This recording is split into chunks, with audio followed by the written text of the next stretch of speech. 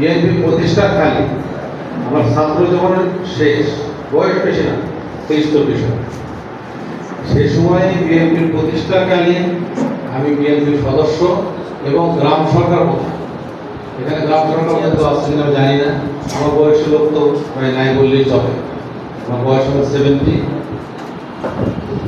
শহীদ president Ziaur Rahman এই দেশটাকে এখন যেমন ফ্যাসিস্ট হাসিনা দেশের অর্থনীতি, দেশের সিস্টেম, দেশের প্রশাসন ব্যবস্থা, দেশের সংগঠনগুলো, রাষ্ট্রীয় সিস্টেম সব ধ্বংস করে দিয়েছে, তখন ওইরকম একটা ধ্বংসস্তূপ থেকে শহীদ প্রেসিডেন্ট জিয়াউর রহমান এই দেশে